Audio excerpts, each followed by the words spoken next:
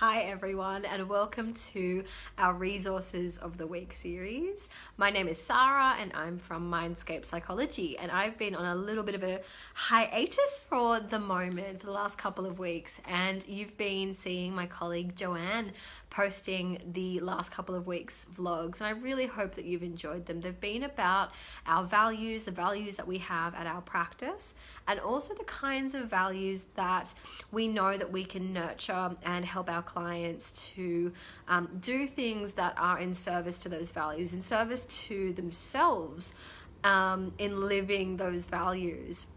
So today we're doing something a little bit different. I'm going back again to some really awesome resources that I absolutely love to use in Mindscape with quite a lot of my clients. And what I wanted to talk to you guys about today is self-compassion. So when we think about self-compassion, we're often thinking about doing things that are kind to ourselves in a way that we are nurturing our own needs and wants, and we are doing things or acting in a way that is kind and loving and compassionate to ourselves. Now, this sounds like a really nice concept, and it sounds sometimes like it's almost a too good to be true concept. And the reason why I say this is because what I often see in my practice here in Leichhardt is a lot of people have this notion that to be self-compassionate, they need to somehow be selfish. And the way that I sort of distinguish between what is selfishness compared to what is self-compassion is the idea that in selfishness, if I'm being selfish, I'm putting my wants above the needs of other people. However, if I am being self-compassionate, then I am putting my needs above the wants or demands of others and other situations, not just people, but situations that we have going on in our lives. A lot of the scenarios that we see quite a lot of in Mindscape are actually about self-sacrifice, and in some way can come back to this concept of self-sacrifice. We have presentations or people coming in with presentations of things like burnout, and burnout is very much about putting the needs of my work or my workplace above my own needs, my needs of looking after myself, my health, my relationships, all of those things that assist me to function as an adult. We also see a lot of people who are parents and a lot of worried parents who often put the needs of their child or their adolescent above their own needs. And I mean, if we're a parent, then that seems to come very naturally. We know that we are in a role of caregiving, sometimes even of self-sacrifice when we are looking after our kids. We also see this in a lot of relationships. So a lot of people that we see might struggle with things like boundaries or interpersonal dynamics that might not be really working for them in relationships. And this can often lead a person to feel like they're putting the needs of somebody else above their own. And sometimes they might not feel comfortable doing that or agree with what that person might be asking, but they feel as though in order to maintain a relationship, they might need to suppress their own needs and put the needs of somebody else ahead of them. Now, we're going to be talking about self-sacrifice. We are talking about self-sacrifice. I want to talk now a little bit about self-compassion. And I think a lot of the time we struggle to find ways of being compassionate towards ourselves.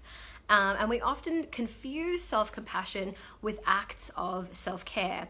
You know, have a hot bath with some candles, or, you know, go to the gym and eat well. And all of those things are great. All of those things can be acts of self-care, but compassion goes a little bit deeper. It's about nourishing ourselves in a much more tailored way. So I'm going to show you a resource that I love to use in my practice. It's a conversations prompt, a conversation starter prompt. And it's a deck of cards because, you know, I love decks of cards, and you've seen me with a couple of other decks of cards. This is the self-compassion card deck. And in it, there are lots of different cards that give suggestions or give questions or give conversation prompts to help somebody think about what is it that might be a way of giving themselves an act of self-compassion. So I've pulled out a couple that I'm going to show you guys, and then I'm going to put some of these onto the Facebook post as well. So I'm going to get you to think about these. I've pulled out my deck of cards. So I'll put this one up. I'm going to give you a couple of things that I think are going to be really lovely to work on. The first one is called A Friend Indeed. What would you offer a friend at the end of a hard day that you can offer yourself now? Treating ourselves like a friend is definitely something that we can all, I think, practice. We know that we would treat our best friend or a close friend or a partner or someone that we loved and cared about, we would treat them with kindness. We would treat them with loving care and compassion. And we often struggle to treat ourselves in the same way, to even talk to ourselves in the same way. Another one is compassion and showing compassion for our bodies. So this one says, it's called Make Yourself Comfortable. Check in with your body. Ask if it needs anything to feel more comfortable, to stretch, walk, relax, or breathe. Give yourself permission to enjoy whatever action you take. Isn't that lovely? Being able to check in with ourselves and feel compassion for all of our bodily needs and sensations is another way of showing compassion to ourselves physically. I'm going to give you one last one. For the rest of your day, notice the number of self-criticisms and the number of compassionate encouragements you give yourself. Set an intention to shift the ratio towards compassion. Now, what we know is that pretty much all of us have an inner critic. We have this little critical voice inside our heads telling us that we should do things different, or we should be different, or we're not good enough, or something to that effect. Sometimes it's actually quite a lot worse than that. And if we notice how many times our critic pipes up, let's also notice how many times our compassionate voice pops up. And if we can make this voice a bit stronger than this voice, then hopefully this voice might become a little bit more strong and convincing. So I hope that you've enjoyed today.